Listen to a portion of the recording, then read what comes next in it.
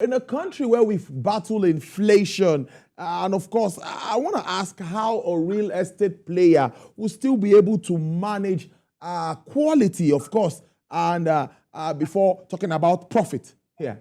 Okay, so because we understand this, and because it's not just we're not doing it because we're not doing it by mistake. We understand this.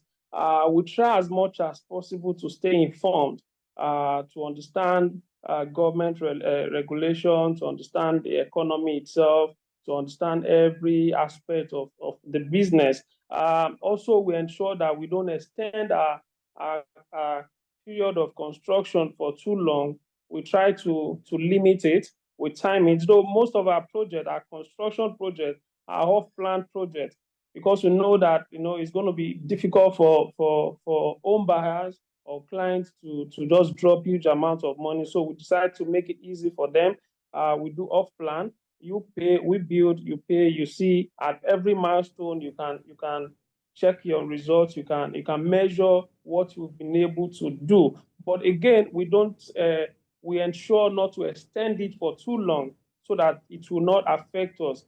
Another thing we do again is because of the exchange rate and things like that, we try as much as possible to ensure we get all our materials ahead.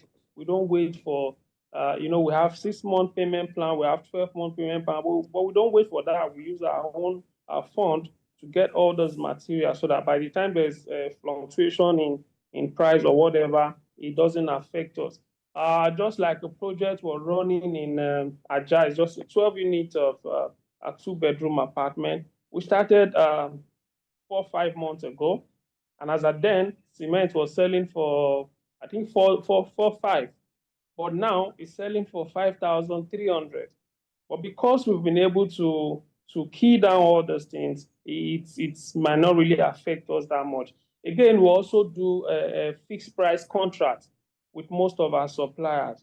We pay them in advance, maybe 50%, 60%, just in order to be able to secure the material so that whenever there is price increase or whatever, we will not have issues. Again, we do portfolio diversification. We just don't do construction. We do site and service. We do JVs. We do other investment that can also give us other good revenue that will also be able to help other ones that are weak. Let me ask you that what really are the common pitfalls to be aware of when investing in the real estate market? The first thing I want to talk about is lack of due diligence. A lot of home buyers, a lot of investors don't do this, and it has always been affecting them, especially Nigerians in diaspora, and this has been given a lot of bad images about real estate developers in Nigeria. I think that before you engage yourself in anything business, you should be able to know the product. You should know the product. Why? Who is selling this product for me? Who are the people in charge? Do they have the right to sell it? For example, you want to buy a land. If you go to the land, after telling you all the stories and everything, the landmark is Dangote Refinery, this is close to paradise or whatever, you yourself need to go there. Go there, pick your coordinates. If you don't know how to do it, there are apps that you can use to do that, the applications on your phone that you can use to pick your coordinates. But if you can't do that, you can engage professionals. Professionals like surveyors, they can do that for you, pick the coordinates. There are agencies in Alausa, in government, that can tell you the status of the land, tell you who owns the land, tell you what the land has, tell you if the land is committed. So if you don't do this, you end up falling prey to fraudulent people. That's number one. Another thing is greed. Greed. Most homeowners, I don't know, maybe they are over anxious or something. They tend to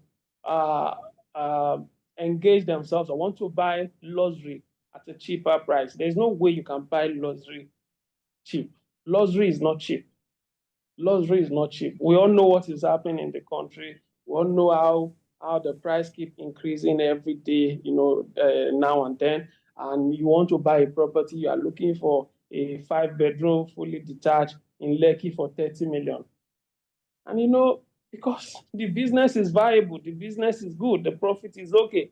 You have a lot of developers, a lot of fraudulent people in it. So if they see you that you're greedy, they can take advantage of you. So you have to be very, very careful on the pricing. If the pricing is too good, it can affect you. It can seriously affect you. Also, a lot of persons don't like involving professionals like lawyers, professionals like the surveyor that I've mentioned earlier, even the real estate agent as a realtor that is helping you. A lot of persons try to bypass them, thinking if I do this, I can save myself a cost, and at the end of the day, they end up biting their fingers. So these are things we need to be careful of. You can't neglect professionals. There are people who are in that business, who are in that industry to assist you. The lawyer is there to help you in proper documentation, to help you put everything right so that you don't have issues at the end of the day. The surveyor is there to help you confirm the authenticity of the land. So you can't avoid these people. You have to. Sorry, can you hear me? Go ahead. You're loud and clear. Oh, okay, okay. So these people are very, very important, and if you don't engage them, I've engaged one or two persons from the diaspora market that says they gave their parent money to get them houses, and when they came back to the country, they discovered that what they got for them is not what they want. So things like this can also be a problem. So we need to be aware of this. If you want to do any investment, you have to have the understanding. You have to know what you are doing.